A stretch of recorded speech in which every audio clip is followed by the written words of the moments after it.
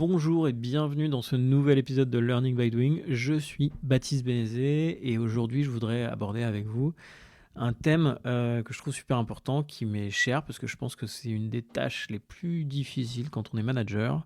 Ce thème, c'est celui de la délégation. Alors, on sait bien que déléguer c'est important, mais on sait aussi on s'est rendu compte que quand on est sous l'eau, euh, que notre équipe devrait être là pour nous aider et nous soulager, pour beaucoup de managers, c'est difficile, c'est une source d'anxiété, c'est une source un peu de culpabilité, on ne sait pas trop où mettre la barre. Alors qu'effectivement, on sait que les bénéfices de la délégation sont nombreux. Ça permet d'aller plus vite, ça permet d'éviter l'épuisement, ça permet d'alléger ce qu'on va appeler sa charge cognitive, sa charge mentale, la somme de petites choses qui occupent notre cerveau et qui peuvent nous empêcher d'avancer correctement et puis nous consommer beaucoup d'énergie. Et in fine, ça sert aussi à développer la responsabilité au sein de son équipe, de faire grandir les gens autour de nous. Parce que c'est en faisant des choses qu'on apprend à les faire, même si c'est pas parfait dès le début, c'est super important pour faire grandir les gens autour de soi que de leur déléguer certaines tâches. Voilà, déléguer serait d'une grande aide, et pourtant on n'y arrive pas toujours. Alors on va voir ensemble quels sont les grands freins, qu'est-ce qui nous empêche de déléguer. C'est le thème de cet épisode aujourd'hui. Vous verrez aussi un autre épisode qui va paraître très bientôt avec des outils un petit peu magiques pour déléguer efficacement. Je ne vous en dis pas plus, on va déjà creuser, essayer d'y voir plus clair pourquoi on a tant de mal à déléguer. Alors, le premier point, c'est effectivement, déléguer, c'est une source de peur. Le fait de déléguer, ça déclenche des peurs en nous. Ces peurs, elles portent sur trois aspects, les trois aspects qu'on va voir aujourd'hui. Premier aspect, le contrôle. Deuxième aspect, le temps. Et troisième aspect, la responsabilité. Alors, cette peur de perdre le contrôle. C'est vrai qu'être manager, notamment le passage en rôle de manager, c'est passer d'un statut de faiseur, si je puis me permettre l'expression, à un statut plus de leader. C'est pas complètement vrai, hein. Souvent quand on est manager, on continue à faire des choses, mais effectivement, on a aussi dans nos responsabilités apparaît cette logique de donner un petit peu la direction et laisser les gens se mobiliser autour de soi. C'est pour ça que c'est aussi difficile de laisser quelqu'un faire une tâche qu'on a l'habitude de faire, surtout quand on sait bien le faire. Et souvent, on devient manager parce qu'on sait bien faire les choses. Donc c'est là où c'est un petit peu compliqué. Cette perte de contrôle, c'est vraiment un point très important. On a tous vécu cette expérience. On fait l'effort de déléguer une tâche, on constate des erreurs qui nous semblent grossières, on s'énerve et on se retrouve à faire la tâche soi-même. Donc on se retrouve à récupérer, déposséder notre collègue de la tâche qu'on lui avait déléguée et se retrouver à nous-mêmes refaire les choses. Alors, il y a plein d'exemples qu'on peut donner là-dessus, notamment sur un certain nombre de process internes, externes, interactions avec des prestataires, interactions avec des clients. Enfin voilà, je pense alors, tout est adapté à votre contexte de travail, mais quand j'évoque ce sujet de perte de contrôle, je pense que vous voyez de quoi je parle. La seconde peur, c'est la peur de perdre du temps. Alors, qui est très liée à la première d'ailleurs. Quand on délègue, on est face à un paradoxe. On doit former ses équipes à une tâche qui prend souvent autant de temps que de faire la tâche soi-même. Donc, le temps de formation, c'est autant de temps que le temps pour faire la tâche. Voire même, ça nous prend plus de temps de former les équipes là-dessus. Alors, l'enjeu, c'est de reprendre un peu de hauteur là-dessus et de se dire, non, mais en fait, là, c'est intéressant que je prenne du temps maintenant parce que sur le temps long, sur la durée, ça va me permettre de gagner du temps. Dans un contexte tendu, avec des deadlines, des managers exigeants, des clients exigeants, c'est souvent très très précieux. Donc le résultat, c'est qu'on n'arrive pas à voir le retour sur l'investissement qu'on met pour former, pour mentorer. Voilà. Donc il faut vraiment penser ça comme un investissement sur le long terme. Et c'est vrai que c'est quelque chose aujourd'hui qui nous manque pas mal au travail. Faut se dire, mais en fait, le temps que j'investis là, c'est du temps qui va m'être utile un petit peu plus tard. Et souvent, comme ça fonctionne bien, on oublie les choses qui fonctionnent bien. On regarde plutôt, on a un petit biais sur les cailloux qu'on a dans la chaussure, les choses qui fonctionnent un peu moins bien. Mais il faut vraiment se dire que ça, c'est du temps bien investi. La troisième peur, la troisième chose qui nous empêche de déléguer correctement, c'est la responsabilité. Quand on délègue une tâche, il faut garder en tête qu'on n'en délègue pas toute la responsabilité. On délègue la responsabilité souvent de l'exécution, mais la responsabilité du résultat est toujours la nôtre.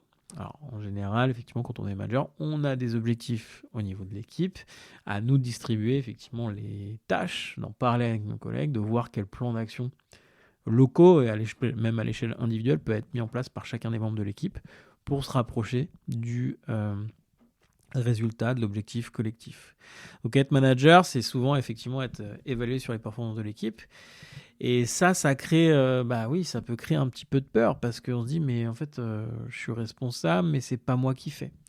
Euh, voilà, donc c'est déléguer certaines tâches, ça peut être considéré comme un risque un peu trop important. Déléguer, ça suscite donc des peurs, euh, des émotions négatives en nous, mais pas seulement. Déléguer, c'est aussi quelque chose d'un peu complexe, de complexe même, de complètement complexe, qui nécessite un vrai savoir-faire technique.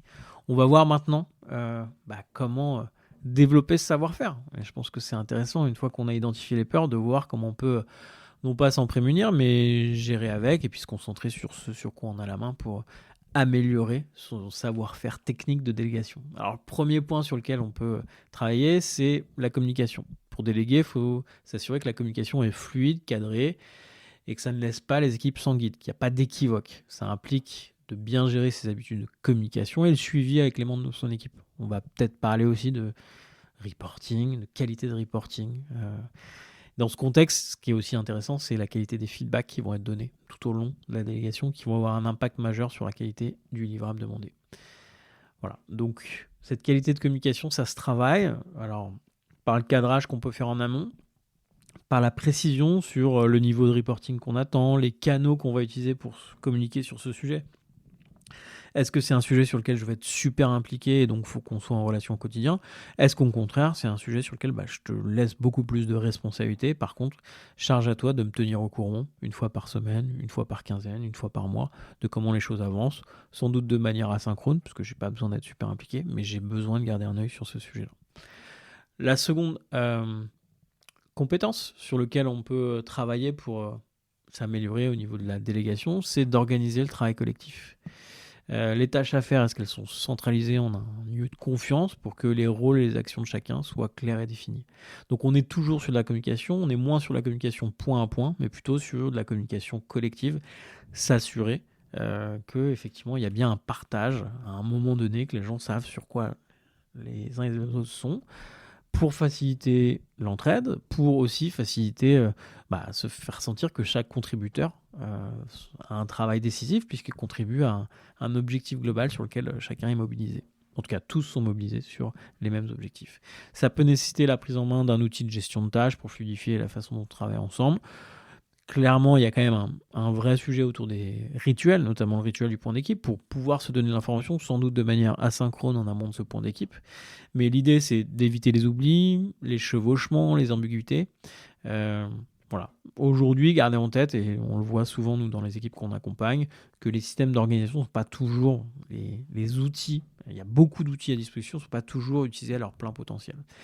Voilà. Et donc ça peut expliquer certaines difficultés que rencontrent certaines équipes, certains managers au moment de déléguer. Enfin, dernier point, pour développer son savoir-faire de délégateur, c'est d'accéder aux bonnes ressources. Pour mener à bien une tâche, il faut s'assurer que les collaborateurs aient accès aux informations dont il a besoin. Et on a remarqué que c'est souvent quelque chose qui pêche, c'est-à-dire qu'on délègue mais on ne donne pas accès à l'entièreté, on n'explique pas bien pourquoi, et on ne donne pas accès forcément ni aux bonnes ressources ni au bon contexte. Il faut vraiment s'assurer que ces ressources existent. On ne peut pas demander à quelqu'un de créer, de savoir ce que les gens veulent. On peut parler d'une expression de besoin, on peut parler du contexte technique sur lequel on va demander à la personne d'intervenir. Voilà, c'est ces choses-là sur lesquelles, oui, il faut bien penser au moment du briefing de démarrage, de bien cadrer le projet, que ce soit non seulement au niveau des tâches à faire et du scope d'intervention, mais aussi sur ce sur quoi on se base, c'est-à-dire c'est quoi l'existant. Voilà, ça va éviter de faire perdre du temps aux gens, de répéter les mêmes choses, de former aux mêmes compétences. D'où l'importance, et je pense qu'on y reviendra dans un prochain épisode de Learning by Doing, d'avoir une base de connaissances partagées pour gagner du temps, faciliter la délégation. Encore une fois, c'est des choses qui prennent du temps à mettre en place, mais c'est de l'investissement sur le long terme. Voilà, en conclusion, juste vous dire qu'on pense souvent que les obstacles à la délégation sont uniquement émotionnels et liés aux peurs. En général, ça va au-delà de ça. Même avec la meilleure intelligence émotionnelle, les blocages techniques et le savoir-faire un peu technique qui est derrière peuvent sérieusement entraver la qualité de la délégation au sein de l'équipe. Donc les prendre en compte bien ces deux aspects, l'aspect émotionnel avec ses peurs auquel il faut se confronter parce qu'effectivement, il faut qu'on avance, mais aussi l'aspect technique. Ça va vous permettre de mieux détecter là où ça bloque dans votre contexte de travail, dans votre propre situation et de travailler sur ces points spécifiques. Tout ça pour vous dire qu'un problème bien défini, c'est déjà un problème à moitié résolu. Voilà, je vous souhaite bon courage si vous creusez ce sujet-là avec votre équipe en ce moment. Je suis disponible, vous saurez me trouver, je pense, sur le site de Team Bakery ou sur le blog. Vous pouvez nous envoyer des messages.